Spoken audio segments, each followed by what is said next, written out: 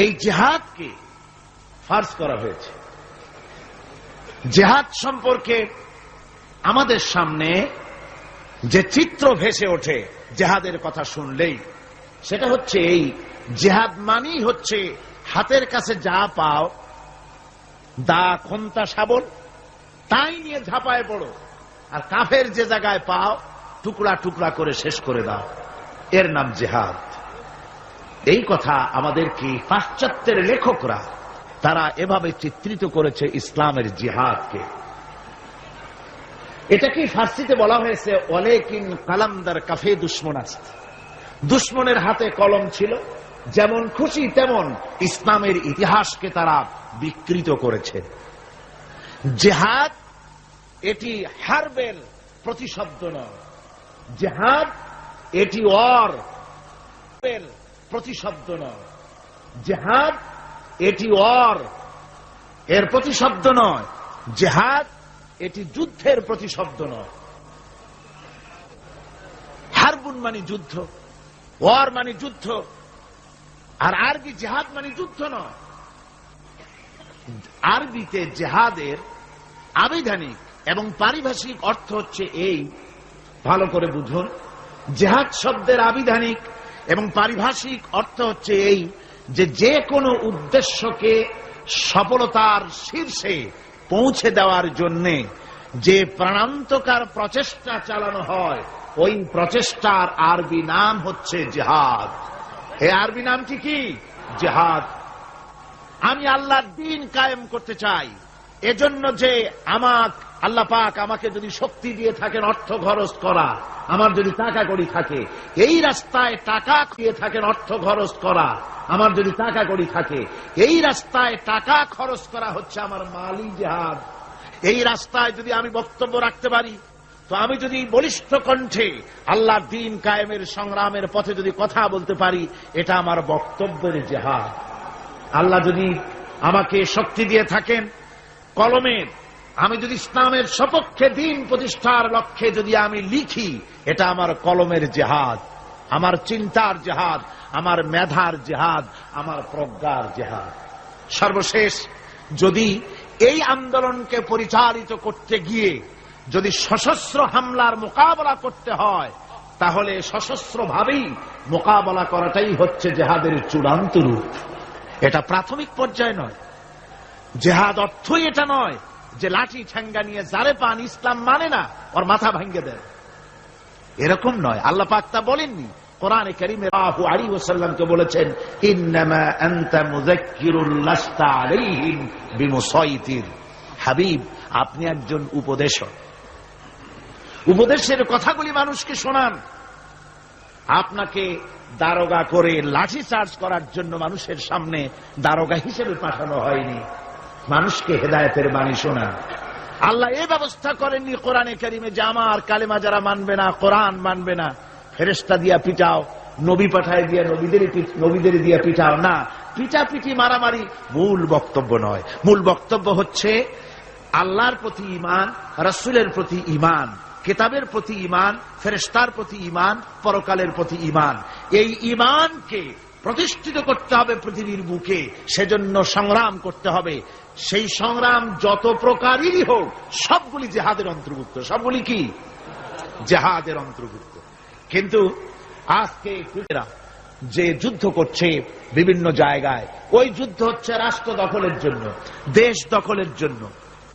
মুসলমানেরা স্বার্থ সিদ্ধির জন্য, দেশ দখলের জন্য জিহাদ করে না।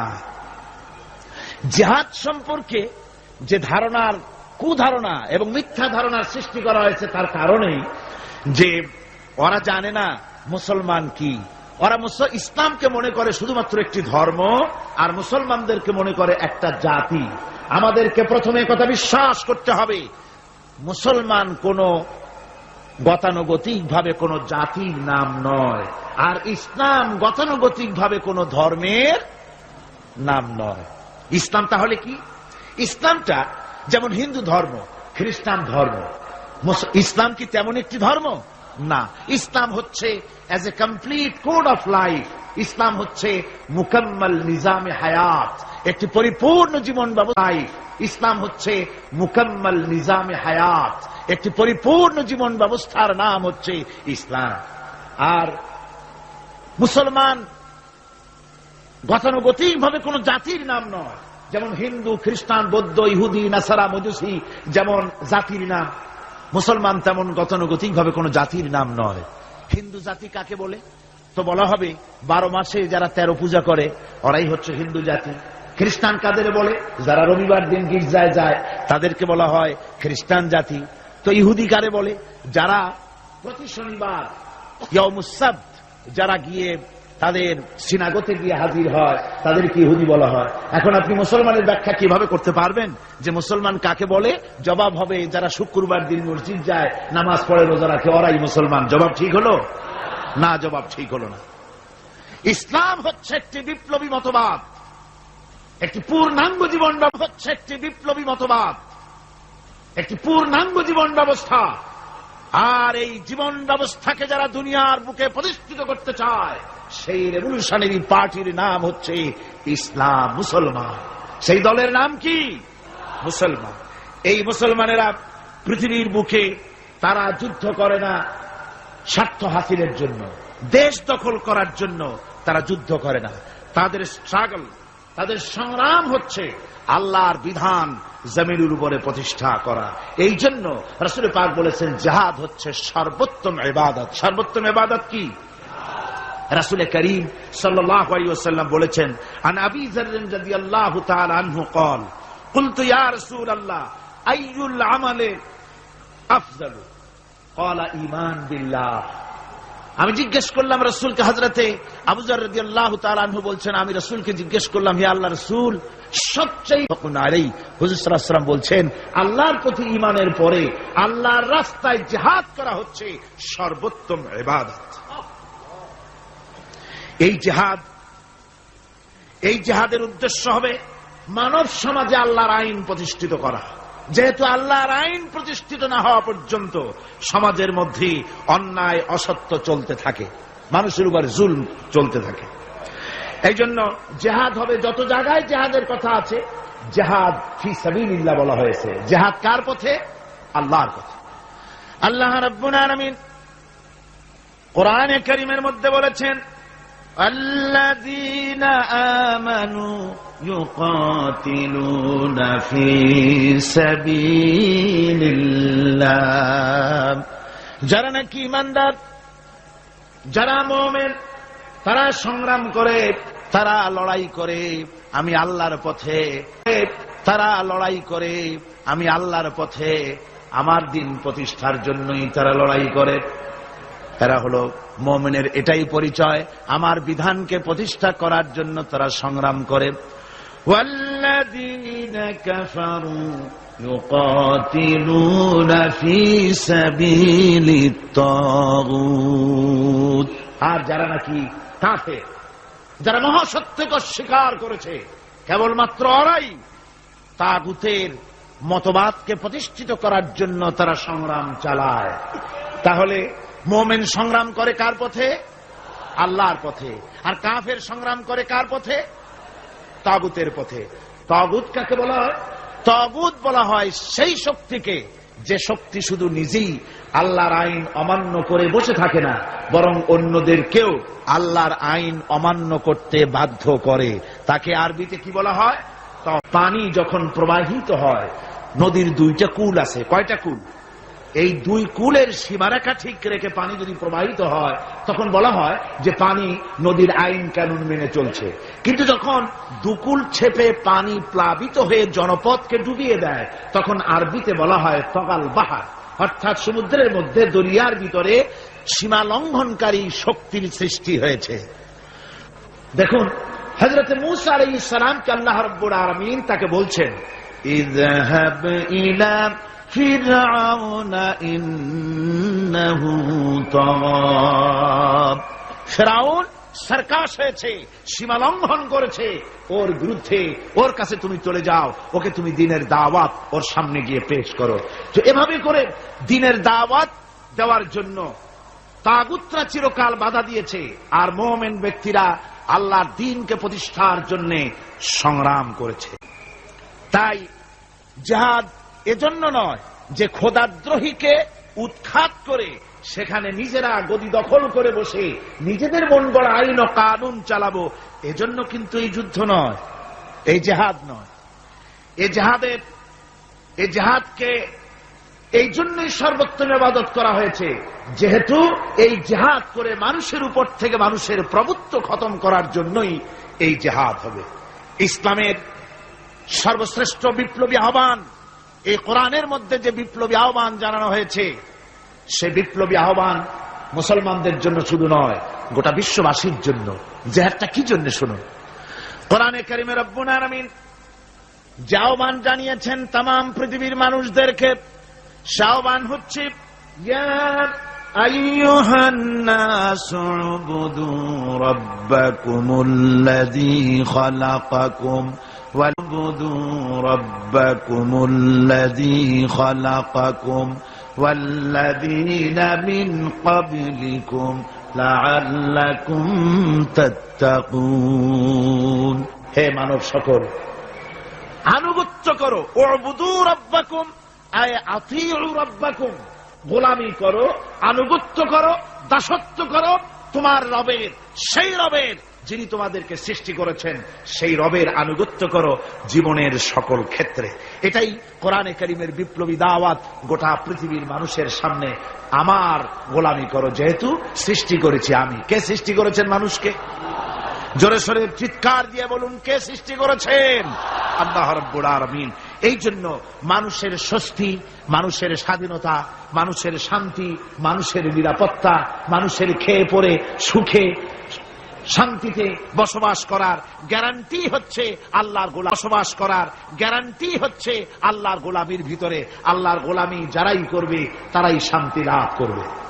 কোরআনে কারীমে রব্বুল আলামিন এ কথাটি এভাবে বলেছেন, আফাগায়রা দীনিল্লাহি ইয়াবগুন وله أسلم من في السماوات والأرض طوعا وكرها। আমার দেওয়া জীবন ব্যবস্থাকে ছেড়ে দিয়ে তোমরা কি অন্য কোন মতবাদ খোঁজো নাকি? ওয়ালাহু আসলামা মান ফিস সামাওয়াতি ওয়াল আরদ, অথচ আকাশে যা কিছু আছে, জমিনে যা কিছু আছে, সব আমার আইন মানে, তাই সব শান্তিতে আছে। জোরে বলেন সুবহানাল্লাহ। তাওআও ওয়া কারহা, ইচ্ছায় হোক অনিচ্ছায় হোক, আকাশ, জমিন, অন্তরিক্ষ, পাহাড়ের মধ্যে, দরিয়ার মধ্যে, যেখানে যা কিছু আছে সেটা করেছে, কিন্তু শান্তি অর্জন করতে পারে নাই। পেরেছে? পারে নাই। আমাদের দেশের রেডিও এবং টেলিভিশনে বিভিন্ন ধর্মগ্রন্থ পড়া হয়, তারপরে বলে বিশ্বের সকল সৃষ্টির মঙ্গল হোক, ওং শান্তি, ওং শান্তি। আমি বলেছি, এইভাবে কেউ যদি ওং ওং করতে করতে যদি একেবারে রক্তবমিও করে, তবুও শান্তি প্রতিষ্ঠা হতে পারে না। শান্তি প্রতিষ্ঠার জন্য এই পৃথিবীর বুকে মানুষের চেষ্টার কম নাই। মানুষ এই পৃথিবীতে শান্তি প্রতিষ্ঠার জন্য লিগ অব নেশনস তৈরি করেছে, ইউনাইটেড নেশনস অর্গানাইজেশন তৈরি করেছে। পৃথিবীর মানুষ সেন্টো, সিয়াটো, ওয়ার্স, সার্ক, কত কিছু তৈরি করলো। আপনারা বলেন, শান্তি কি প্রতিষ্ঠা করতে পেরেছে? শান্তি কি প্রতিষ্ঠা করতে পেরেছে? জোরে জবাব দিন, শান্তি প্রতিষ্ঠা করতে পেরেছে? পারে নাই। প্রথম বিশ্বযুদ্ধ হয়ে গেল। এই বিশ্বযুদ্ধের পর নিদারুণ ভাবে মানুষ ক্ষতিগ্রস্ত হলো, পৃথিবীর মানুষ। আর যাতে যুদ্ধ বিগ্রহ না হয় সেজন্য 1920 সনে লিগ অব নেশনস তৈরি হলো। পৃথিবীতে আর যুদ্ধ যাতে না হয় সেই আকাঙ্ক্ষা নিয়ে এটা তৈরি করা হলো। কিন্তু লিগ অব নেশনস কিছুই করতে পারল না। 1939 সনে শুরু হয়ে গেল সেকেন্ড গ্রেট ওয়ার, দ্বিতীয় বিশ্বযুদ্ধ। এই বিশ্বযুদ্ধ চলল 1939 থেকে 1945 সন পর্যন্ত, অর্থাৎ সুদীর্ঘ 6টি বছর পর্যন্ত দ্বিতীয় বিশ্বযুদ্ধ চলল। এই যুদ্ধে পৃথিবীর বিরাট ক্ষতি হয়ে গেল, অসংখ্য মানুষ মরল, কত কোটি কোটি মানুষ ক্ষতিগ্রস্ত, নগর সভ্যতা জনপদ বিধ্বস্ত হয়ে গেল। আর যাতে যুদ্ধ বিগ্রহ না হয় সেজন্য পৃথিবীর মানুষেরা তৈরি করলো ইউএনও, ইউনাইটেড নেশনস অর্গানাইজেশন, যাকে বলা হয় জাতিসংঘ। কি বলা হয়? এই জাতিসংঘ প্রতিষ্ঠা হয়েছিল কি জন্য? শান্তি প্রতিষ্ঠার জন্য। আপনারা বলেন জাতিসংঘ কি শান্তি প্রতিষ্ঠা করতে পেরেছে? জোরে বলেন, পেরেছে? পারে নাই। জাতিসংঘ হচ্ছে আজকের পৃথিবীর আমেরিকার একটা হাতের পুতুল। পুতুল নাচ যারা দেখেছেন, পুতুল যেমন মানুষের হাতে সুতা বাঁধা থাকে আর তাই দিয়া পুতুলের নাচায়, জাতিসংঘকে এভাবে আমেরিকা নাচায়। তাই আমরা দেখতে পাই ইসরায়েল যদি জাতিসংঘের কোন আইনকে, উপদেশকে, সাজেশনকে, কোন বিধিবিধানকে লঙ্ঘন করে তাহলে ইসরায়েলের উপর অ্যাকশন নেওয়া হয় না। এর আগ যদি জাতিসংঘের কিছু করলো তাহলেই সমস্ত বিমান নিয়ে আর তার নৌজাহাজ নিয়ে সমানে হামলা শুরু হয়ে যায়।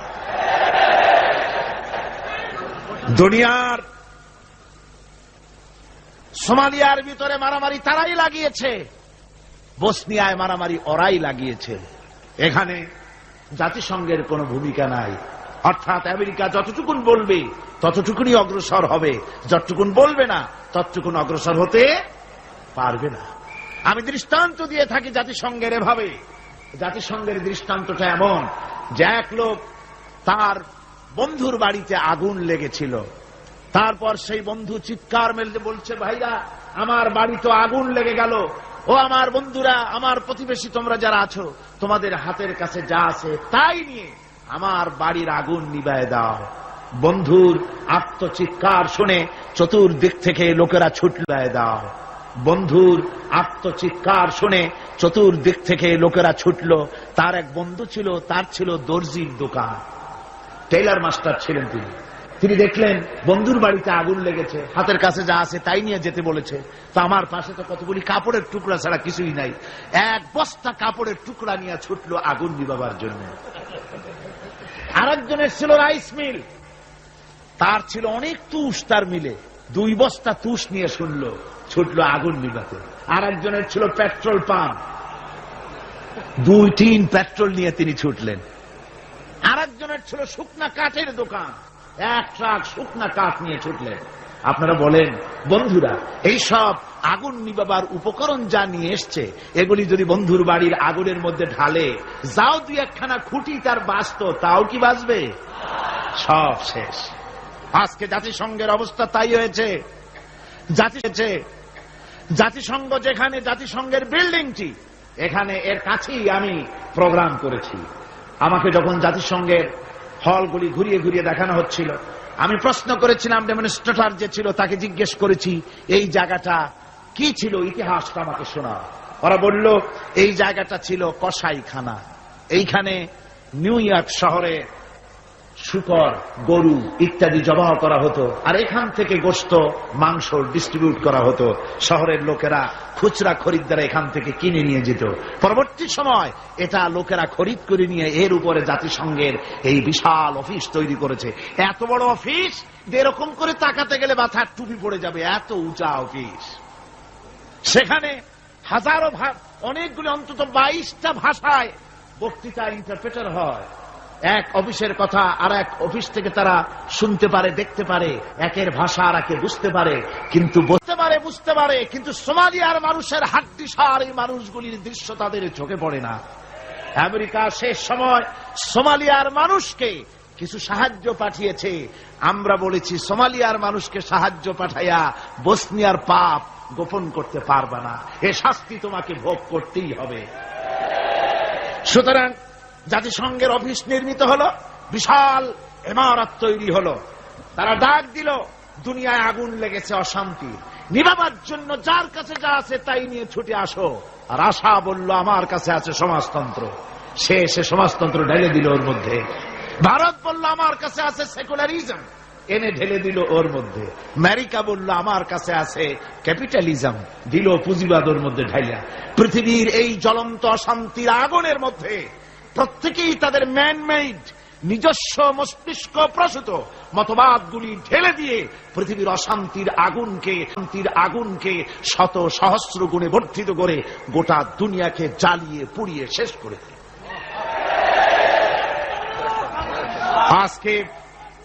আজকে যদি মুসলমানদের শান্তি পেতে হয়, তাহলে খ্রিস্টান আর ইহুদিদের জাতিসংঘের মুখে লাথি মেরে মুসলমানদের জাতিসংঘ করতে হবে। বিশ্ব শান্তি প্রতিষ্ঠার জন্য আল্লাহ রাব্বুল আলামিন স্থায়ী পরিকল্পনা দান করেছেন। রব্বুল আলামিন বলেছেন, তাআলাউ ইলা কালিমাতিন সাওয়াইন বাইনানা ওয়া বাইনাকুম আল্লা না'বুদা ইল্লাল্লাহ।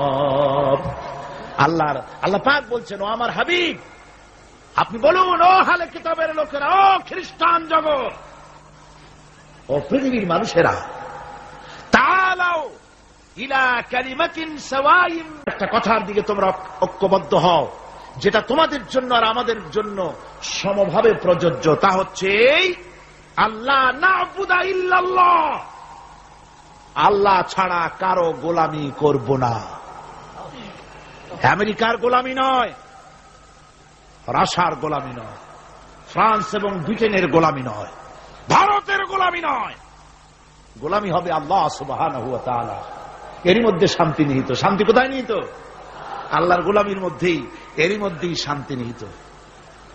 ওয়ালা নুশরিকা বিহি শাইআ, আর আল্লাহর শক্তির সাথে কোন জিনিসকে আমরা অংশী স্থাপন করব না। আর পরস্পরকে আমরা প্রভু বলে মেনে নেব না আল্লাহ ছাড়া। এটাই হলো শান্তির পরিকল্পনা। আল্লাহ তিনটা পরিকল্পনা দিলেন। কয়টা দিলেন? একই পরিকল্পনার তিনটে দিক। এক, আল্লাহর গোলামি, আল্লাহ ছাড়া কারো গোলামি করা যাবে না। আল্লাহর সাথে কাউকে অংশী স্থাপন করা যাবে না। ওয়ালা ইয়াত্তাখিযা বা'দুনা বা'দান আরবাবান মিন দুনিল্লাহ, আর আল্লাহ ছাড়া কাউকে প্রভু বলে মানা যাবে না। আল্লাহ ছাড়া কাউকে সুপার পাওয়ার বলে আমরা মানি না। সুপার পাওয়ার আকাশে জমিনে একজনই আছেন, তার নাম কি? জোরে বলেন, তার নাম কি? ওই আল্লাহ রাব্বুল আলামিন বলেছেন, ইনিল হুকমু ইল্লা লিল্লাহ, হুকুম আইন একমাত্র আল্লাহরই চলতে পারে, মানুষের উপরে আর কারণ। আলা লাহুল খালকু ওয়াল আমর, সৃষ্টি যার, আইন চলবে সেই আল্লাহ রাব্বুল আলামিনের। মানুষের এই কথা কেন আমাদের মাথার মধ্যে ঢোকে না? আমাদের মাথার মধ্যে এই কথা আসা দরকার। এই পৃথিবীতে কই একটা গরু তো আর একটা গরুর আইন মানে না, কথা আসা দরকার। এই পৃথিবীতে কই একটা গরু তো আর একটা গরুর আইন মানে না। লক্ষ্য করেন, মাঠে ময়দানে যে বড় বড় গরু আছে, যে গরুটার শিং মোটা, স্বাস্থ্য মোটা, সেই গরু সে বলে নাকি যে এর মধ্যে দুর্বল যত গরু আছে কেউ নড়তে পারবে না, আমার হুকুম মেনে চলতে হবে। আর সমস্ত ছোট গরুরা বয়স চোটে জড়সড় হইয়া ঘাস খাওয়া বাদ দিয়া মাঠের এক কোনায় গিয়ে দাঁড়ায় রয়েছে, এরকম দেখা গেছে কখনো? একটা গরু আর একটা গরুর আইন মানে না, একটা গাধার আইন মানে না, একটা ব্যাঙ ছোট্ট প্রাণী, সেই ব্যাঙও আর একটা ব্যাঙের আইন মানে না। ভাদ্র মাসে, শ্রাবণ মাসে যখন বৃষ্টি পড়ে, তখন বড় ব্যাঙটা সে বলে না যে ছোট ব্যাঙেরা একটা টু শব্দ করতে পারবি না, যত গ্যাং ওর গ্যাং আমিই করব। আর সব ব্যাঙেরা বয়স চড়ে চুপ হয়ে গেছে, এরকম হয়েছে কখনো? মুসলমান ভাইয়েরা, একটা গাধা একটা গাধার আইন মানে না, একটা কুত্তার আইন মানে না, একটা ব্যাঙের আইন মানি না। তুমি মানুষ হয়ে আর একটা মানুষের তৈরি করা আইনের সামনে কি করে মাথা নত করো? এটা শিরকুন আযীম।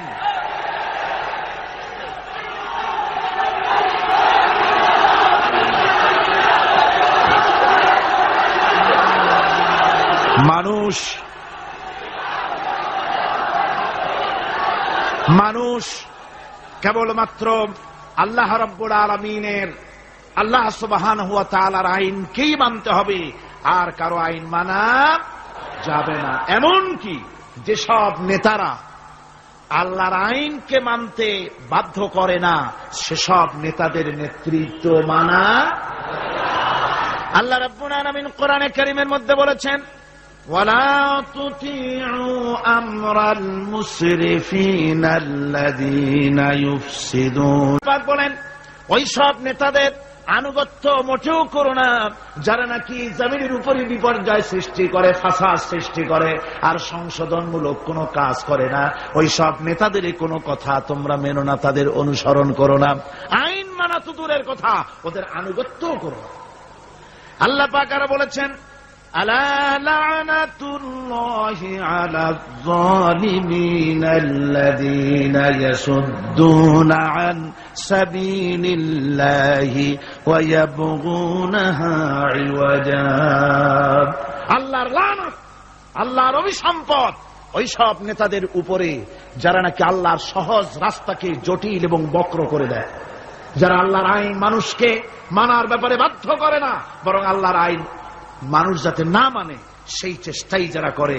আল্লাহর রাস্তায় ওয়াসুদ্দুন আন সাবিলিল্লাহ, আল্লাহর রাস্তায় যারা ইসলামী আন্দোলনের সামনে, আল্লাহর দ্বীনের সামনে যারা প্রতিবন্ধকতার সৃষ্টি করে, আল্লাহ বলেন তাদের উপরে আল্লাহর লানত, তাদের উপরে আল্লাহর কি লানত। এই জন্য কোরআনে কারীম বলছে এই সমস্ত নেতৃত্ব, খোদা বিরোধী নেতৃত্ব, আল্লাহদ্রোহী নেতৃত্ব যেখানেই প্রতিষ্ঠিত হয় সেখানে তারা দুইটা কাজ করে। যেখানে ইসলাম থাকে না সেখানে তারা যদি ক্ষমতা দখল করে দুইটা কাজ করে। কয়টা কাজ?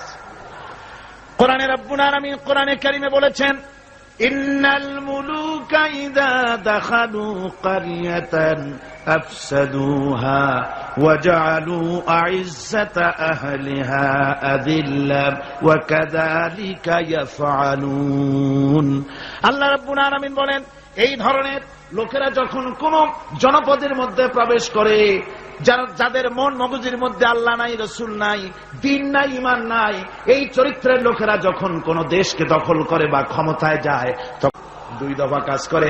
তার একটা দফা হলো তারা সেই সমাজের ভিতরে সম্মানিত লোকগুলিকে বেইজ্জত করে, লাঞ্ছিত করে, আর সমাজের ভিতরে ফাসাদ বরপা করে দেয়। বাস্তব কিনা বলে?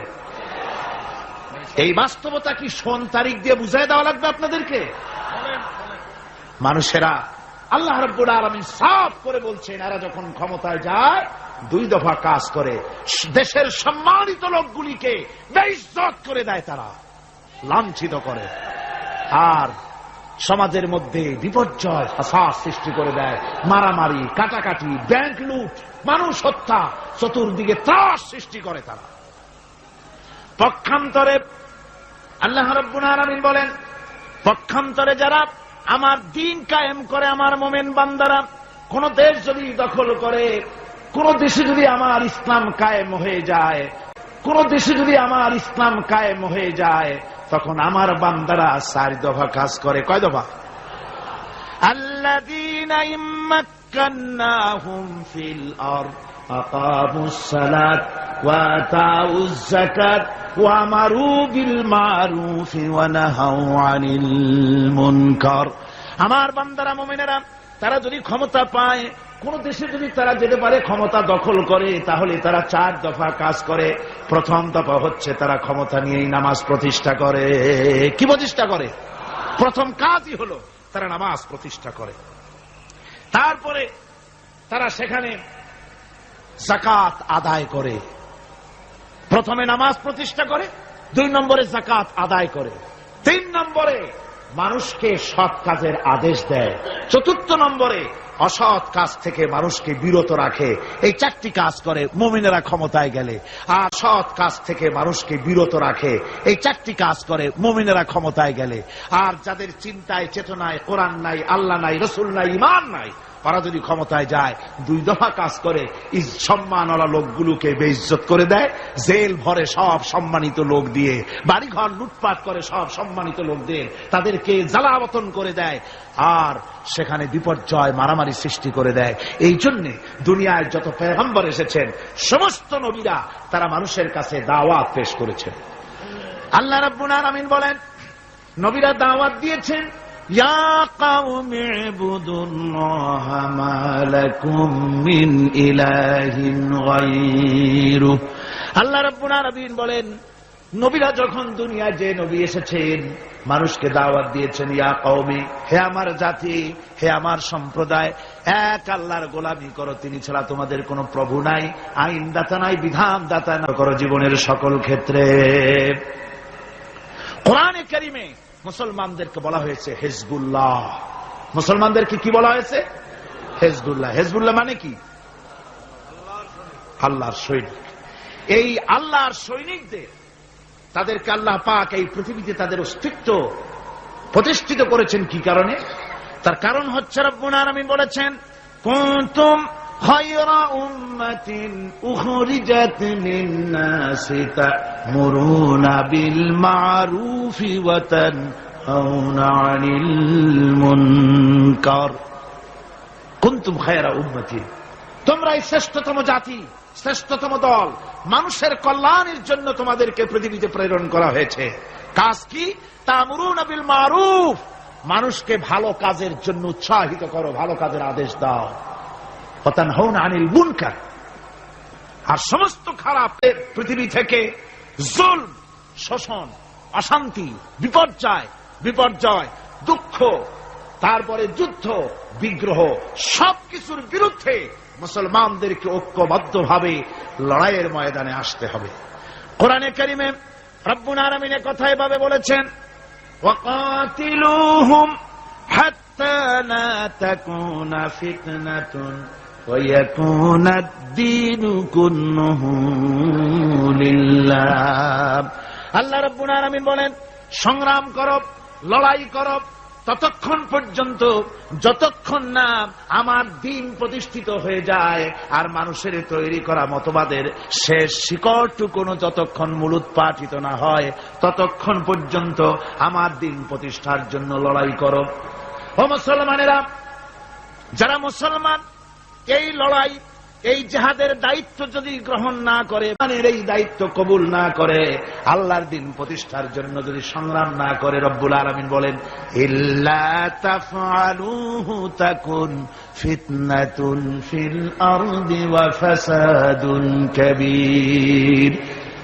ইল্লা তাফআলুহু, যদি তোমরা তা না করো, তাহলে মনে রেখে দিও বিরাট বিপর্যয়, ভাঙন, মুসিবতের সম্মুখীন তোমাদের হতে হবে পৃথিবীর মুসলমানেরা। আজ আমরা এই দায়িত্ব পালন করছি না বলে আমাদের সামনে এই বিরাট মুসিবত এসেছে বিশ্ব জুড়ে, ঠিক কিনা কর? আমার এতক্ষণের আলোচনার দ্বারা একথা আমার মনে হয় আপনারা বুঝতে পেরেছেন যে অনৈসলামিক শাসন ব্যবস্থার মূলোৎপাটন করে সেখানে ইসলামী রাষ্ট্র প্রতিষ্ঠা করাটাই হলো মুসলমানদের সবচেয়ে বড় দায়িত্ব। আর এটাই হলো জিহাদের মূল উদ্দেশ্য। কথা বুঝতে পেরেছে? জিহাদের উদ্দেশ্য সেখানের মাল সম্পদ লুটপাট করে নেব, এটা জিহাদের উদ্দেশ্য নয়। জিহাদের উদ্দেশ্যই হলো মানুষের তৈরি করা মতবাদ উৎখাত করে আল্লাহর দ্বীন প্রতিষ্ঠিত করা, এটাই হলো জিহাদের মূল উদ্দেশ্য। আর এই উদ্দেশ্য নিয়ে পৃথিবীর মানুষ যেখানেই মুসিবতে আছে, যে জায়গায় বিপদে আছে, যে জায়গায় কষ্টে আছে, সেখানেই মুসলমানদেরকে ঝাঁপিয়ে পড়তে হবে। রাসূলুল্লাহ বলেছেন, পৃথিবীর সমস্ত মুসলমানেরা হচ্ছে কাজাসাদিন ওয়াহিদ, একটা বডির মতো। মুসলমান কি? একটা শরীরের মতো। তার পায়ের তলায় কাটা ফুটলে মাথায় খবর হয়, মাথায় কাটা ফুটলে পায়ের তলায় খবর হয়। কিন্তু পায়ের তলায় কাটা ফুটলে যদি মাথায় টেন না পায়, মাথার চুল ধরে টানলে যদি পায়ের টেন না পায়, তাহলে কি হয়েছে লোকটি? জি, প্যারালাইসিস হয়ে গেছে, পক্ষাঘাত হয়ে গেছে। আমার মুসলমান ভাইয়েরা, বসনিয়ার মুসলমানদেরকে মারা হচ্ছে, বসনিয়ার নারীদেরকে ধর্ষণ করা হচ্ছে, বসনিয়ার নারীদেরকে ধর্ষণ করা হচ্ছে, কচি কচি মাসুম বেগুনা বাচ্চাদেরকে জবাই করা হচ্ছে। ওই খবর শুনে যদি আমার কলিজা না কান্দে। কাশ্মীরের মুসলমানদের মসজিদের ভেতরে ভারতের কাফির সৈন্যরা গুলি করে পাখির মতো মুসল্লি, নামাজরত মুসল্লি গুলিকে পাখির মতো শিকার করে দিতেছে, দুনিয়া থেকে বিদায় করে দিতেছে। এ খবর শোনার পর মুসলমানদের কলিজায় যদি আগুন না লাগে, তাহলে মনে করতে হবে ইমানে প্যারালাইসিস হয়ে গেছে, ইমানটাই প্যারালাইসিস হয়ে গেছে।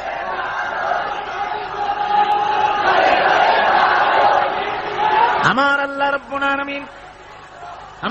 রাব্বুল আলামিন কোরআনে কারীমের মধ্যে পরিষ্কার বলেছেন, ওয়ামা লাকুম লা তুকাতিলুনা ফি সাবিলিল্লাহ ওয়াল মুস্তাদআফিনা মিনার রিজালি ওয়ান নিসাই ওয়াল বিলদানিল্লাহ والمستضعفين من الرجال والنساء والبلدان الذين يقولون ربنا أخرجنا من هذه القرية الظالم أهلها وما لكم কি হয়েছে তোমাদের লা তুকাতিলুনা ফি সাবিলিল্লাহ, আমার রাস্তায় কেন সংগ্রাম করো না, কেন লড়াই করো না? ওয়াল মুস্তাদআফিন মিনার রিজাল, যেখানে নিপীড়িত, নিগৃহীত, আবাল বৃদ্ধ বনিতা, পুরুষ নারী, কচি কচি শিশু নির্যাতনে অতিষ্ঠ হয়ে আমার দরবারে ফরিয়াদ করে বলছে, আয় আল্লাহ, এই জালিমের জনপদ থেকে আমাদেরকে মুক্ত করো। এভাবে যখন কান্দে, ও মুসলমানেরা, তোমাদের কি হলো? তোমরা কেন ঝাঁপিয়ে পড়ো না তাদের সপক্ষে, কেন লড়াই করো না? ভাইরা আমার, নির্যাতন চলছে। এই নির্যাতনের বিরুদ্ধে মুসলমানদেরকে ঐক্যবদ্ধ হতে হবে দ্বীন প্রতিষ্ঠা করার জন্য। দ্বীন যদি প্রতিষ্ঠিত হয় তাহলে নির্যাতন বন্ধ হয়ে যাবে, শয়তানি বদমাশি সব বন্ধ হয়ে গিয়ে সুখ এবং শান্তি প্রতিষ্ঠিত হবে। এই জন্য ইসলামে জিহাদের স্তর সম্পর্কে বলা হয়েছে। রাসূল পাক সাল্লাল্লাহু আলাইহি ওয়াসাল্লাম বলেছেন, ফামান জাহাদাহুম বিয়াদিহি ফাহুয়া মুমিন ওয়া মান জাহাদাহুম বিলিসানিহি ফাহুয়া মুমিন ওয়া মান জাহাদাহুম বিকলবিহি ফাহুয়া মুমিন ওয়া লাইসা ওয়ারা যালিকা মিনাল ঈমান হাববাতু খারদালি। মুসলিম শরীফের হাদিস। আল্লাহর নবী বলতেছেন, যে ব্যক্তি অন্যায়ের বিরুদ্ধে হাত দিয়ে লড়াই করবে সে ব্যক্তি বিরুদ্ধে সেও মুমিন, যে ব্যক্তি মনে মনে এটাকে ঘৃণা করবে সেও মুমিন। এরপরে ইমানের কোন স্তর নাই, ইমানের আর কোন জায়গা নাই, শেষ শেষ। তাহলে ফার্স্ট ক্লাস মুমিন কে? যে ব্যক্তি হাত দিয়ে বাধা দেয়। ফার্স্ট ক্লাস মুমিন কে? যে ব্যক্তি অন্যায়ের বিরুদ্ধে তার দুহাত উত্তোলন করে অন্যায়কে চুরমার করে দেওয়ার জন্য জেগে আসে, সেই হলো ফার্স্ট ক্লাস মুমিন। এটা যদি না পারে তাহলে মনে মনে খারাপ জাত, তাহলে মুখ দিয়ে বলতে হবে। এটা হলো সেকেন্ড ক্লাস। মুখ দিয়ে বলা কি? Second class. মুখ দিয়ে বলতে হবে। মুখেও যদি প্রতিবাদ করতে না পারো, মনে মনে খারাপ জানো, এর পেছনে কোনো ইমানের দরজা নাই, স্তর নাই। তবে মনে মনে খারাপ জানা, আর খারাপ জানার অর্থ কি? মনে মনে খারাপ জেনে এই পরিস্থিতির কেমন করে পরিবর্তন আসতে পারে সেই চিন্তা ভাব ইমানের খাতায় নামটাও থাকবে না। মুমিনদেরকে আল্লাহ দ্বীন প্রতিষ্ঠার জন্য জিহাদে অংশগ্রহণ করতে হবে। তাদেরকে এই জিহাদ হচ্ছে আল্লাহ পাকের পক্ষ থেকে বিরাট নিয়ামত মুসলমানদের জন্য। আমার ভাইয়েরা, ঈমান হচ্ছে জিহাদের সাথে অঙ্গাঅঙ্গি ভাবে জড়িত। আল্লাহর পথে জিহাদের বিরাট মর্যাদা। সে মর্যাদার কথা আমি সূরা আস-সাফ আলোচনা করতে গিয়ে তার প্রথম দিনেই, প্রথম রুকুতেই আপনাদের সামনে পেশ করেছি। আল্লাহ রাব্বুল আলামিন বলেন, ইন্নাল্লাহা ইউহিব্বুল্লাযীনা ইউকাতিলুনা ফী সাবিলিহি সাফফান কাআন্নাহুম বুনিয়ানুম মারসুস। আল্লাহ রাব্বুল আলামিন বলেন, আল্লাহর কাছে সর্বাধিক প্রিয় ব্যক্তি তারা সবচেয়ে যারা নাকি আল্লাহর দ্বীন প্রতিষ্ঠার জন্য যারা লড়াই করে সারিবদ্ধ হয়ে, ইস্পাত দৃঢ় হয়ে, সীসা ঢালা প্রাচীরের মতো কাতারবন্দী হয়ে আল্লাহর জন্য, আল্লাহর দ্বীনের জন্য যারা লড়াই করে তারাই হলো আল্লাহর কাছে সবচাইতে বেশি প্রিয় ব্যক্তি। সবচাইতে প্রিয় মানুষ তারা যারা দ্বীন প্রতিষ্ঠার জন্য লড়ে। আমরা মনে করেছি যে আমরা যে নামাজ পড়ি, রোজা রাখি, হজ করি, যাকাত দেই, মিলাদ শরীফ পড়ি, এতেই আল্লাহ খুশি, এই করেই আমরা কিয়ামতের দিন বেহেশতে চলে যাব। না ভাই, এত সহজে যদি বেহেশতে যাওয়া যেত তাহলে সাহাবায়ে কেরাম এত কষ্ট করতেন না, আম্বিয়া আলাইহিমুস সালাম এত কষ্ট করতেন না। সূরা তওবার মধ্যে এই কথাটি আল্লাহ পাক কি সুন্দর করে বলেছেন। আল্লাহ বলেছেন, আজআলতুম সিকায়াতাল হাজ্জ ওয়া ইমারাতাল মাসজিদিল হারাম কামান আমানা বিল্লাহি ওয়াল ইয়াউমিল আখির ওয়া জাহাদা ফি সাবিলিল্লাহ লা ইস্তাউনা ইনদাল্লাহ ওয়াল্লাহু লা ইয়াহদি ওয়া জাহাদা ফি সাবিলিল্লাহ লা ইস্তাউনা ইনদাল্লাহ ওয়াল্লাহু লা ইয়াহদিল কওমাল যালিমিন। আল্লাহ পাক বলছেন যে তোমরা কি হাজিদেরকে পানি পান করায়া, ওই মক্কার লোকদের তাদের একটা গৌরব ছিল যে আমরা তো হাজিদের পানি পান করাই, মসজিদে হারামের সেবা শুশ্রূষা করি, আমরা মসজিদ ধুই, পরিষ্কার রাখি, এতগুলি যে সব কাজ করি, মুসলমানদের চাইতে আমাদের মর্যাদা আল্লাহর কাছে কোনো অংশ কম নয়। আল্লাহ বলেন না, হাজিদের পানি পান করায়া আর মসজিদে হারামের খেদমত করে তোমরা তাদের সমান হতে পারবে না যারা আমার উপর ঈমান এনেছে, আমার রাসূলের উপর ঈমান এনেছে, পরকালকে বিশ্বাস করেছে এবং আমার উপর ঈমানের ভিত্তিতে তারা আমার দ্বীনকে প্রতিষ্ঠার জন্য যারা লড়াই করেছে, ওদের সমান তোমরা কোনো দিন হতে পারবে না, কখনো পারবে না। এই দ্বীন প্রতিষ্ঠা করার জন্য সাহাবায়ে কেরাম জীবন দিলেন।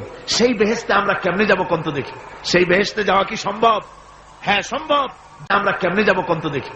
সেই বেহেশতে যাওয়া কি সম্ভব? হ্যাঁ সম্ভব, যদি আমরা ওই পরীক্ষা আমরাও দেই। হযরতে বেলাল রাদিয়াল্লাহু তাআলা আনহু যে পরীক্ষা দিয়েছেন, হযরতে সুমাইয়া যে পরীক্ষা দিয়েছেন, হযরতে খাব্বাব, হযরতে খুবাইব যে পরীক্ষা দিয়েছেন, ওই পরীক্ষা যদি আমরাও দিতে পারি তাহলে হয়তো তাদের কাছাকাছি আল্লাহ আমাদেরকেও থাকার তৌফিক দিবেন জান্নাতের ভেতরে। আপনারা জানেন বেলালের কি অপরাধ ছিল? বেলালের কি অপরাধ ছিল? অপরাধ শুধু কলেমা পড়েছে। এই অপরাধে বেলালকে তারা মেরেছে, তাকে ঘুমাতে দেয় নাই, খাবার দেয় নাই। এরপরেও যখন তিনি কালেমা ছাড়েন নাই, হযরতে বেলালকে উটের পায়ের সঙ্গে রশি দিয়া বেঁধে উটকে তাড়ায় দিয়েছে। উট দৌড়াতেছে, বেলাল দড়ির মাথায় বাঁধা, বেলালের শরীরটা পাথরের সঙ্গে আঘাত লেগে লেগে পিঠের চামড়া ছিঁড়ে যায়, মাথার চামড়া ছিঁড়ে। তখন উটের পা থেকে হযরতে বেলালকে খসিয়ে নিয়ে উত্তপ্ত মরুভূমির উপরে বেলালের রক্তাক্ত শরীরটাকে চিৎ করে শুইয়ে দিয়ে কাফের বেঈমানেরা লোহার রড দিয়ে চতুর্দিকে দাঁড়িয়ে তাকে পিটাচ্ছে আর বলছে, বেলাল এখনো মুহাম্মদের সাল্লাল্লাহু আলাইহি সাল্লামের আল্লাহরে ভুলে যা, লাত মানাতের উপরে ঈমান আন। এমন কঠিন সময়ের ভিতরে হযরতে বেলাল একটা আঙ্গুল উঁচু করে বলছেন, আহাদ আহাদ আহাদ লা ইলাহা ইল্লাল্লাহ লা ইলাহা ইল্লাল্লাহ লা ইলাহা ইল্লাল্লাহ। একটু জোরে পড়েন, লা ইলাহা ইল্লাল্লাহ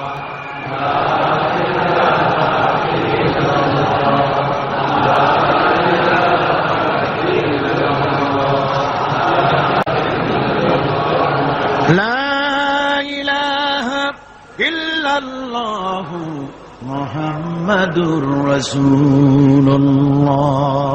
আমার ভাইরা, ওরা হযরতে খাব্বাবকে বেঁধেছে, খুঁটির সাথে বেঁধে চতুর্দিক থেকে তীর নিক্ষেপ করছে, তরবারি মারতেছে, শরীরের গোশত টুকরা টুকরা হয়ে পড়তেছে।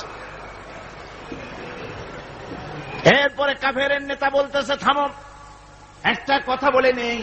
জিজ্ঞেস করছে, খাব্বাব তোমাকে ছেড়ে দিতে পারি একটা শর্ত যদি মানো, তোমার পরিবর্তে এখানে এনে আল্লাহর নবীকে, তোমাদের নবীকে এনে বাঁধবো, তার উপর অত্যাচার করব, এটা যদি মানো তোমারে ছেড়ে দিতে পারি। এতক্ষণ ধরে যিনি তীর তরবারির আঘাত নীরবে সহ্য করতেছিলেন, এখন মানুষের এই কথার আঘাত তিনি সহ্য করতে পারলেন না। হযরতে খাব্বাব ডাক দিয়া বলেন, ও কাফির বেঈমানেরা শোনো, তোমাদের তীর তরবারি তো দূরের কথা, তোমাদের নাপাক হাত দিয়া আল্লাহ নবীর গায়ে যদি একটা ফুলও নিক্ষেপ করো, আমার শরীরের ভিতরে এক ফোঁটা রক্ত থাকতে আমি তা বরদাস্ত করব না। চতুর্দিক থেকে মার আরম্ভ হয়ে গেল, গায়ের গোশত পড়ে যায়। হযরতে খাব্বাব মনে করলেন এখন তো আর জীবন বাঁচবে না, বুঝি মরে যাব। তিনি তখন বললেন, রব্বুল আলামিন, আমার তো সময় হয়ে এসেছে বোধহয়, আমার এখন জীবনের শেষ মুহূর্তে আমার মন চায় যদি 2টা সেজদা তোমারে দিতে পারতাম, 2 রাকাত নামাজ যদি পড়তে পারতাম, জীবনটা আমার খুশি হয়ে যেত। কিন্তু আমি বান্ধা, কেমন করে আমি সেজদা দেব? সেজদা দেওয়ার কোন উপায় আমার নাই। তবে কাবা শরীফের দিকে আমার মুখ ঘুরানো আছে, আমি আমার মাথাটা একটুখানি নিচু করে নিলাম। আমার এই মাথা নিচু করাকে আমার জীবনের শেষ সেজদা হিসেবে ধরে নিও। কাফির বেঈমানেরা হযরতে খাব্বাবের মাথা ধরি, অন্যদিকে হযরতে খাব্বাব পড়লেন ফাইনামা তুওয়াল্লু ফাসাম্মা ওয়াজহুল্লাহ, যেদিকেই মুখ ঘুরাও সেদিকেই আল্লাহ, আল্লাহ ছাড়া কোনো দিক নাই। আমার ভাইরা, এই জিহাদে এত বড় ফজিলত আল্লাহ রাব্বুল আলামিন রেখেছেন। দ্বীন প্রতিষ্ঠার জন্য যারা লড়ে, আল্লাহ পাক তাদের জন্য বিরাট নিয়ামত রেখেছেন। সুবহানাল্লাহ পড়ে হযরত আব্বাস রাদিয়াল্লাহু তাআলা আনহু বর্ণনা করছেন, সামি'তু রাসূলুল্লাহ সাল্লাল্লাহু আলাইহি ওয়াসাল্লাম ইয়াকুল আইনান লা তামাসসুহান নার ওয়া আইনুন বাকাত মিন খাশিয়াতিল্লাহ ওয়া আইনুন বাতাত তাহরিসু ফি সাবিলিল্লাহ, রাওয়াহু তিরমিজি। হযরত ইবনে আব্বাস রাদিয়াল্লাহু তাআলা তিনি বলছেন, আমি রাসূলুল্লাহকে বলতে শুনেছি, আল্লাহর নবী বলেছেন, 2টি চোখকে জাহান্নামের আগুন 2টা চোখকে স্পর্শ করবে না। একটা চোখ হচ্ছে জাহান্নামের আগুন 2টা চোখকে স্পর্শ করবে না। একটা চোখ হচ্ছে গভীর রাত্রে যারা আল্লাহর ভয়তে, জাহান্নামের ভয়তে যারা কান্দে, জাহান্নামের আগুন ওই চক্ষুকে স্পর্শ করবে না। আর যারা দ্বীন প্রতিষ্ঠার জন্য, আল্লাহর দ্বীন কায়েমের জন্য ময়দানে যারা লড়াই করে, রাতের বেলায় পাহারা দেয়, ওই পাহারারত চোখে, চোখের মধ্যে জাহান্নামের আগুন ওই চোখে স্পর্শ করবে না। আমার ভাইরা, হযরত উসমান রাদিয়াল্লাহু তাআলা আনহু বলছেন, মান রাবাতা লাইলাতান ফি সাবিলিল্লাহ কানাত কাআলফি লাইলাতিন সিয়ামুহা ওয়া কিয়ামুহা। 1000 রাত ধরে রোজা রাখলে, 1000 রাত ধরে ইবাদত করলে, আর 1000 দিন ধরে রোজা রাখলে যে সওয়াব হবে, একটা ঘন্টা, একটা রাত যদি কেউ পাহারা দেয় আল্লাহর দ্বীনকে প্রতিষ্ঠার জন্য, আল্লাহর দ্বীনের কোন ইসলামী রাষ্ট্রের প্রহরায় যদি, তার জন্য আল্লাহর দ্বীনের কোন ইসলামী রাষ্ট্রের প্রহরায় যদি কেউ যদি থাকে, একটা রাতে পাহারা দিয়ে যে সওয়াব হবে, 1000 1000 বছর ধরে নামাজ রোজা করে ওই সওয়াব পাওয়া যাবে না। সুবহানাল্লাহ। অর্থাৎ 1000 বছর ধরে নামাজ রোজা করার মতোই সওয়াব পাহারা দেওয়া আল্লাহর দ্বীনের, ইসলামের রাষ্ট্রকে। বন্ধুগণ, রাসূল পাক সাল্লাল্লাহু আলাইহি ওয়াসাল্লাম তিনি বলেছেন, কিয়ামতের দিন জাহান্নামের আগুন আর জিহাদের ময়দানের ধুলি, এই দুটি একসঙ্গে কোন মানুষের পেটের মধ্যে প্রবেশ করবে না। রাসূল পাক সাল্লাল্লাহু আলাইহি ওয়াসাল্লামের একটি হাদিস যা মিশকাত শরীফের মধ্যে বর্ণিত আছে। মিশকাত শরীফের সম্ভবত 336 পৃষ্ঠায় এই হাদিসটি বর্ণনা করা হয়েছে যে হযরত ইবনে আইস রাদিয়াল্লাহু তাআলা আনহু হচ্ছেন এই হাদিসের রাবী। তিনি বলছেন, একবার হুজুর সাল্লাল্লাহু আলাইহি ওয়াসাল্লাম এক ব্যক্তির জানাজায় গিয়ে উপস্থিত হলেন। হযরত ওমর রাদিয়াল্লাহু আনহু, আপনি এই লোকটার জানাজা পড়বেন? এই লোক তো ইসলামের এই ক্ষতি করেছে, সেই ক্ষতি করেছে, অমুক করেছে, এই লোকটার আপনি জানাজা পড়বেন? হুজুর তখন উপস্থিত লোকদের জিজ্ঞেস করলেন, হাজিরিন, তোমরা কি কেউ এই লোকটাকে কোন ইসলামের ভালো কাজ করতে দেখেছো? একজন লোক দাঁড়িয়ে গেলেন, তিনি বললেন, হে আল্লাহর নবী, আমি সাক্ষী, আমি দেখেছি। একটা মুজাহিদ বাহিনী জিহাদ করে ফিরতেছিল, তো এক জায়গায় তারা ডেরা গাড়লো, শিবির স্থাপন করলো, রাত কাটাবে বলে। আমি দেখেছি এই লোকটি সারা রাত সেই মুজাহিদদেরকে, সাহাবীদেরকে সারা রাত জেগে জেগে পাহারা দিয়েছে। আল্লাহর নবী জানাজার ইমামতি করলেন, আর এরপরে তাকে কবরের মধ্যে মাদফুন করে দিয়ে নবীজি তার কবরের পাশে দাঁড়িয়ে বললেন, ইন্না আসহাবাকা ইয়াযুন্নুনা আন্নাকা মিন আহলিন নার ওয়া আনা আশহাদু আন্নাকা মিন আহলিল জান্নাহ। নবীজি বলছেন, ও কবরবাসী, তোমার সাথীরা মনে করে তুমি জাহান্নামী, আর আমি নবী মুহাম্মদ সাল্লাল্লাহু আলাইহি ওয়াসাল্লাম সাক্ষী দিচ্ছি তুমি বেশক আল্লাহর বেহেশতি, তুমি অবশ্যই আল্লাহর জান্নাতে যাবে। এরপর হযরত ওমরের দিকে ফিরে রাসূলুল্লাহ বললেন, ওমর, মানুষের শুধু বাহ্য দৃশ্যটাই দেখো না, তার অন্তরের জজবাটাকেও কদর করো। সুবহানাল্লাহ বিহামদিহি। এই জিহাদের ময়দানে যারা কাজ করে, জান দেয়, মাল দেয়, আল্লাহ পাক তাদের উপরে রহম করেন। এই জিহাদ হচ্ছে এক অগ্নি পরীক্ষা। এই জিহাদটা কি? অগ্নি পরীক্ষা। এমনি এমনি বেহেশতে যাওয়া যাবে না ভাই। আল্লাহ রাব্বুল আলামিন কোরআনে কারীমের মধ্যে বলেছেন, আহাসিবান নাসু আন ইউতরাকু আন ইয়াকুলু আমান্না ওয়া হুম লা ইফতানুন। লোকেরা কি ভেবেছে নাকি যে ঈমান এনে যখনই তারা বলবে আমি মুমিন, আমি তখন তাকে অবশ্যই পরীক্ষা করব, এই পরীক্ষায় তাকে পাশ করতে হবে। কোরআনে কারীমে আল্লাহ রাব্বুল আলামিন অনেক জায়গায় এই কথাগুলি বলেছেন। এমনি এমনি ছেড়ে দেওয়া হবে না। আমি অতীতের লোকদেরকেও পরীক্ষা করেছি, তোমাদেরকেও পরীক্ষা করব। পরীক্ষা না দিয়ে কেউ তোমরা বেহেশতে যেতে পারবে না। এই জমিনে তোমাদের আগুনের পরীক্ষা দিতে হবে। পয়গম্বরেরা কষ্ট করেছেন, সাহাবায়ে কিরাম কষ্ট করেছেন। আল্লাহ রাব্বুল আলামিন তিনি বলছেন, আম হাসিবতুম আন তাদখুলুল জান্নাতা ওয়া লাম্মা ইয়াতিকুম মাসালুল লাযীনা খালাউ মিন ক্বাবলিকুম মাসাতহুমুল বাসাউ ওয়াদ-দাররাউ ওয়া যুলজিলু হাত্তা ইয়াকুলার রাসূলু ওয়াল্লাযীনা মা'হু মাতা নাসরুল্লাহ আলা ইন্না নাসরাল্লাহি করিব। আল্লাহ রাব্বুল আলামিন বলেন, তোমরা কি মনে করেছো যে তোমরা বেহেশতে প্রবেশ করবে, অথচ তোমাদের পূর্বে যারা এই পৃথিবীতে এসেছিল তাদেরকে আমি যেমন পরীক্ষা করেছি ওরকম পরীক্ষা এখনো তোমাদের উপরে আসে নাই, ওরকম বিপদও আসে নাই, মুসিবতও আসে নাই। এমন বিপদ এসেছিল নবীদের উপরে, সাহাবায়ে কিরামদের উপরে, যে বিপদে মানুষ জর্জরিত হয়ে গিয়ে নবী এবং তার সাথী সঙ্গীরা একথা তারা মুখ থেকে বেরিয়ে গেছে, মাতা নাসরুল্লাহ, আয় আল্লাহ তোমার মদত কখন আসবে, তোমার মদত কখন আসবে। মার খেতে খেতে তো শেষ হয়ে গেলাম। এইভাবে যখন মার আসে চতুর্দিক থেকে, আর মুমিনেরা ময়দানে পা জমায়ে টিকে থাকে দিন প্রতিষ্ঠার জন্য, আল্লাহর দিক থেকে, আর মুমিনেরা ময়দানে পা জমায়ে টিকে থাকে দিন প্রতিষ্ঠার জন্য, আল্লাহ তখন খুশি হয়ে এক সময় ঘোষণা করে দিবেন, আলা ইন্না নাসরাল্লাহি করিব। আর দেরি নাই, আমার মদত, আমার সাহায্য তোমাদের জন্য অবধারিত। সুবহানাল্লাহ। আমার ভাইরা, বিষয়টা সহজ নয়। শুধু দুইটা সেজদা দিয়া, শুধু তাহাজ্জুদের কিছু নামাজ পড়িয়া আল্লাহর জান্নাতে যাওয়া এত সহজ নয়। রাস্তা খুব কঠিন, রাস্তা খুব। ये शहादत गाहे उल्फत में कदम रखना, ये शहादत गाहे उल्फत में कदम रखना, लोग समझते हैं आसान है मुसलमान होना। এটা হলো শাহাদাতের উত্তপ্ত ময়দানে পা রাখা। লোকেরা মনে করে ইসলাম গ্রহণ করা, মনে করে ইসলাম গ্রহণ করা মুসলমান হওয়া বুঝি বড় সহজ ব্যাপার। এত সহজ না। আমরা হানফি মাসলাকের লোক, ইমাম আবু হানিফার মাসলাক অনুযায়ী চলি। আমরা মনে করি বেহেশতে এমনি যাব, কিন্তু আমাদের ইমাম সাহেব কি করছেন ওই ইতিহাস আমাদের জানা নেই। খাজা বাবার মহব্বতে অস্থির।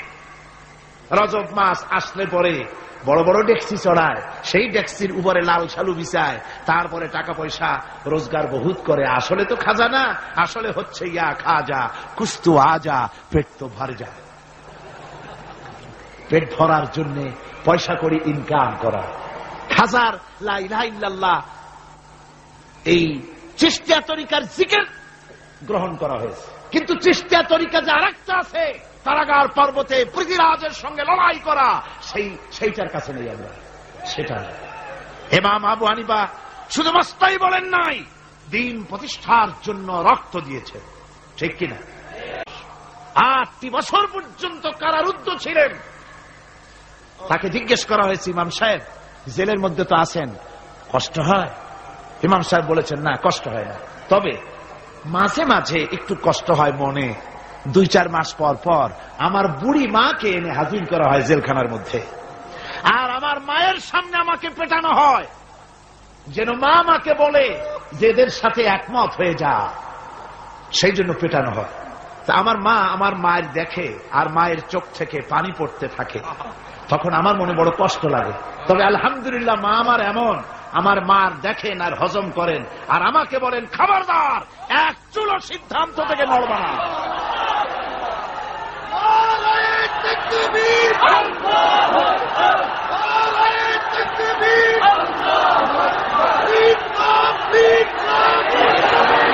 আমার ভাইরা, ইমাম মালিক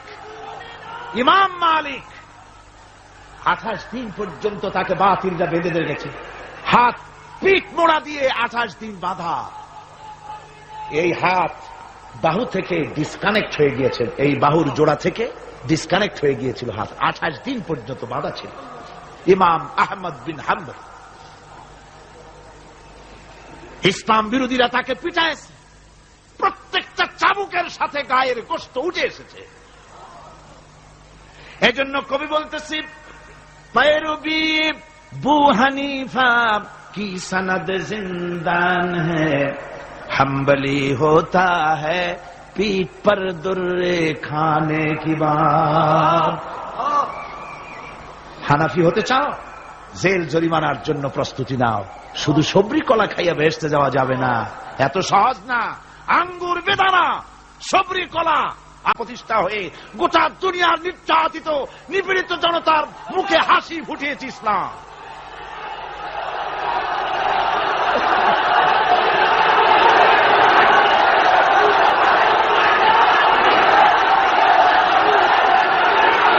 আমার ভাইয়েরা, এই জিহাদ যখন শুরু হয়ে যাবে, মুসলমানেরা যখন আল্লাহর দয় বিধান কায়েমের জন্য যখন লড়াইয়ের ময়দানে যখন ঝাঁপায়া পড়বে, সে ময়দানে যদি তাদের অস্ত্র কম থাকে, জনসংখ্যা কম থাকে, আল্লাহ রাব্বুল আলামিন আদা করেছেন ওয়া কানা হাক্কান আলাইনা নাসরুল মুমিনিন। আল্লাহ রাব্বুল আলামিন বলেন, মুমিনরা যখন বিপদে পড়ে যায় তখন মুমিনদের সাহায্য করা আমি আল্লাহর জন্য ওয়াজিব হয়ে যায়। আমি আল্লাহর জন্য ওয়াজিব। আমার মুমিন ময়দানে মার খাবে আমার দিনের জন্য, আর আমি তাকায় তাকে দেখবো না, তা হবে না। প্রাথমিক পর্যায়ে দেখবো যে তোমরা আসলেই দিন প্রতিষ্ঠার জন্য লড়ো কিনা। তোমাদের বিবি বাল বাচ্চা তোমাদের সামনে শেষ হবে, ঘর বাড়ি জ্বলে যাবে, চাকরি যাবে, সব যাবে, তারপরেও আমার দিন প্রতিষ্ঠার জন্য ময়দানে টিকে থাকো কিনা। যদি তা থাকো তাহলে আমার মদত অবশ্যম্ভব। আর কাফিরদের বিরুদ্ধে বিজয়ের জন্য রব্বুল আলামিন বলেছেন ওয়া কাফাল্লাহুল মুমিনিনাল কিতালা ওয়া কানাল্লাহু কাবিয়ান আজিজা। কাফিরদের বিরুদ্ধে লড়াইয়ের ময়দানে মুসলমানদেরকে সাহায্য করার জন্য আল্লাহই যথেষ্ট। কে যথেষ্ট? আল্লাহ যথেষ্ট। রব্বুল আলামিন বলেছেন ওয়ালা তাহিনু ওয়ালা তাহজানু ওয়ালা তাহিনু ওয়ালা তাহজানু ওয়া আনতুমুল আলাউনা ইন কুনতুম মুমিনিন। কোনো ভয় নাই, কোনো চিন্তা নাই, যদি তোমরা মুমিন হও আমি আল্লাহ রাব্বুল আলামিন তোমাদেরকে বিজয়ী করব। এ ওয়াদা কার? আল্লাহর ওয়াদা কখনো মিথ্যা হয়? আল্লাহ কি মিথ্যা কথা বলেন? নাউযুবিল্লাহ। ওয়ামান আসদাকু মিনাল্লাহি কিলা। আমি আল্লাহর চাইতে সত্যবাদী আর কে হতে পারে? আল্লাহ পাক বলছেন আমি সাহায্য করব তোমাদেরকে, যদি প্রয়োজন হয় তাহলে আমি ফেরেশতা দিয়ে সাহায্য করব। সুবহানাল্লাহ বলো। আল্লাহ রাব্বুল আলামিন সূরা আল-আনফালের ভিতরে ঘোষণা করেছেন, দুনিয়ার মানুষকে তিনি শোনায় দিচ্ছেন নবীজির সঙ্গে সাহায্যের ব্যাপারে যে কথাবার্তাগুলি হয়েছিল। ইয তাস্তাগীসুনা রাব্বাকুম ফাস্তাজাবা লাকুম আন্নী মুমিদ্দুকুম বিআলফিন মিনাল মালাইকাতি মুরদিফিন। স্মরণ করো সেই সময়ের কথা যখন তোমরা আমার কাছে কাকুতি বিনীত করে সাহায্য কামনা করতেছিলে। যে আমাদেরকে 1000 ফেরেশতা দিয়ে সাহায্য করা হোক। আল্লাহ পাক বলেন, আমি ফেরেশতা দিয়ে তোমাদেরকে ময়দানে সাহায্য করেছি, জিহাদের ময়দানে। সুবহানাল্লাহ বিহামদিহি। আল্লাহ রাব্বুল আলামিন বলেন, তোমরা যখন সাহায্য প্রার্থনা করেছিলে আমি সাহায্য তোমাদের দিয়েছি। স্মরণ করো সেই সময়ের কথা যখন তোমাদের নবী তোমাদেরকে বলেছিল, ইয তাকুনু লিল মুমিনিনা আলাই ইয়াকফিয়াকুম আইয়ুমিদ্দাকুম রাব্বুকুম বিসালাসাতিন আলাফিম মিনাল মুরসালিন। আল্লাহ রাব্বুল আলামিন বলেন, আমি এইভাবে করে যখন তোমাদের নবী তোমাদেরকে বলেছিল যে তোমাদের জন্য এটা কি যথেষ্ট নয় যে আল্লাহ পাক তোমাদের জন্য 3000 দিয়ে ফেরেশতা নাজিল করবেন, হ্যাঁ আমি তখন 3000 ফেরেশতা নয় বরং 5000 ফেরেশতা দিয়ে তোমাদেরকে সাহায্য করার ওয়াদা করেছি। 3000 নয়, 5000 চিহ্নযুক্ত ফেরেশতা নাজিল করে দিয়ে তোমাদের সাহায্য করব বলে আমি ওয়াদা করেছি। আজও সেই মদদ আল্লাহর পক্ষ থেকে আমাদের জন্য ওই মদদ আজও আসতে পারে। কবি বলছেন, ফেজায়ে বদরে পয়দা কুন ফিরিশতে তেরি নুসরত কো উতর सकते गर्दों से कतर अंदर कतर अभी। বদরের মুসলমানদের মতো যদি ঈমান তোমাদের আসে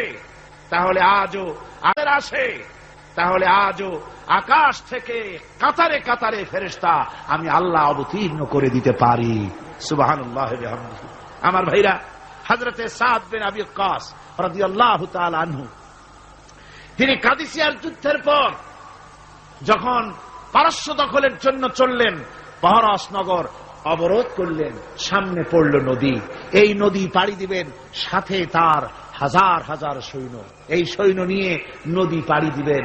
জিজ্ঞেস করলেন সাহাবীদের, তোমরা কি চাও ইসলামের আন্দোলন, ইসলামের জিহাদ, আল্লাহর দ্বীন এখানেই শেষ হয়ে যাক, এটা চাও, না ইসলামের এই কলেমার আওয়াজ নদীর ওপারেও নিয়ে যেতে হবে, অথচ আমাদের কাছে কোনো পারাপারের কোনো নৌকা নাই, কি করতে চাও? সাহাবীরা বললেন, আমরা আপনার অর্ডার ফলো করব, আমরা এই নদীর ওপারে গিয়েও কালেমার পতাকাকে উড্ডীন করতে চাই, কালেমার সুশীতল ছায়াতলে গোটা দুনিয়াকে আনতে চাই।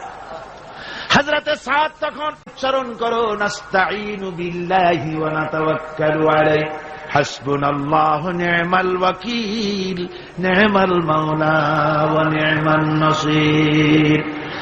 ইতিহাস লিখতেছি, 60,000 সৈন্য তাদের অশ্ব নিয়ে, তাদের উষ্ট্র নিয়ে, তাদের মালপত্র নিয়ে, জিহাদের সামান নিয়ে শ্রাবণের খরস্রোতা নদী, উত্তাল তরঙ্গমালায় ভরা নদীর উপর থেকে এই সাহাবীরা পাড়ি দিয়ে ওপার চলে গেলেন।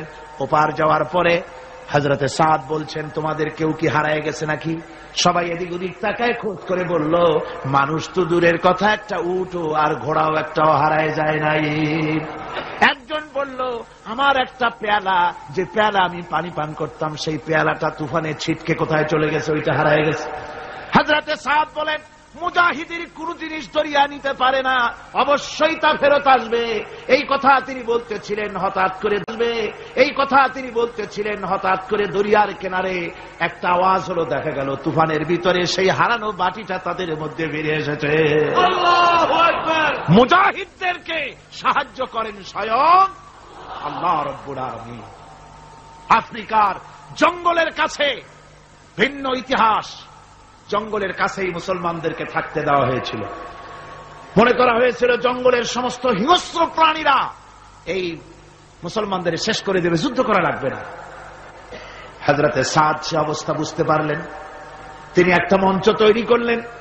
সেই মঞ্চের উপরে দাঁড়ায় জঙ্গলের প্রাণীদের দিকে লক্ষ্য করে তিনি নোটিশ জারি করে দিলেন, বললেন, ইয়া আইয়াতুহাল হাশারাতু ওয়াস-সিবাউ নাহনু আসহাবু রাসূলুল্লাহ সাল্লাল্লাহু আলাইহি ওয়াসাল্লাম। হে জঙ্গলের হিংস্র প্রাণীরা, আমরা আল্লাহর রাসূলের সাহাবী, ফাইন্না নাজিলুনা ফামান নিরাব, আমরা আল্লাহর রাসূলের সাহাবী, ফাইন্না নাজিলুনা ফামান ওয়াজাদনা বাদাহু কাতালনাহু। আমরা রাসূলের সাহাবী, এইখানে আল্লাহর দ্বীনকে কায়েম করার জন্য আমরা এসেছি, আল্লাহর কলেমার আওয়াজ নিয়ে আমরা এখানে রাত কাটাবো। সুতরাং এই জঙ্গলের ভিতরে হিংস্র প্রাণী যত আছো সব আমাদের এই জায়গা ছেড়ে অন্যত্র চলে যাও। আফ্রিকার জঙ্গলি মানুষেরা চিন্তা করলো, মানুষের কথা কি জঙ্গলি প্রাণীতে শোনে নাকি, এ পাগলে কয় কি? তারা তাকায় তাকায় দেখলো হযরতে সাদের এই ঘোষণার পরে বাঘের কাতারে বাঘ, সিংহের কাতারে সিংহ, সাপের কাতারে সাপ, যার যার ডিম আর বাচ্চাগুলি মুখে কামড়ায়া সাহাবীদের এলাকা ছেড়ে দিয়ে তারা অন্যত্র চলে গেল। আমার মুসলমান ভাইরা, এই ছিল মুসলমানদের ইতিহাস।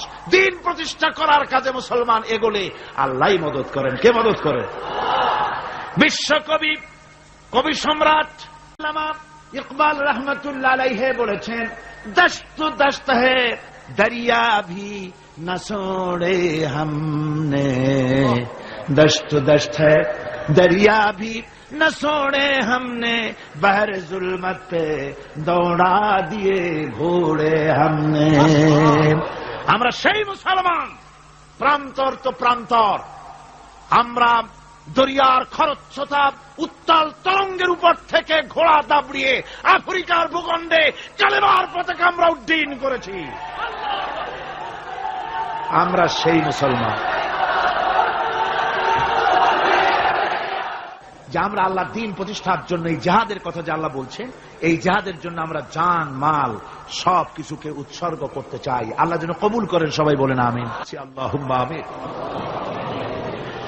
ربنا ظلمنا أنفسنا وترحمنا لنكونن من الخاسرين ربنا ظلمنا أنفسنا وإن لم تغفر لنا وترحمنا لنكونن من الخاسرين ربنا العالمين আমরা যারা হাত তুলেছি এর মধ্য থেকে মা বাপ যাদের দুনিয়া থেকে জরুবের মতো বিদায় হয়ে গেল, আল্লাহ রব্বুল আলামিন আমাদের আব্বা আর আম্মা দুনিয়া থেকে যাদের জনমের মতো বিদায় হয়ে গেছে, কবরটাকে জান্নাতের টুকরা বানাইয়া দাও রব্বুল আলামিন।